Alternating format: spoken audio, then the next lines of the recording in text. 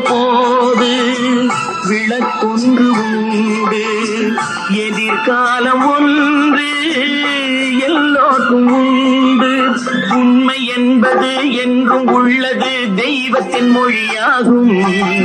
நன்மை என்பது நாளை வருவது, நம்பிக்கை ஒளியாகும்.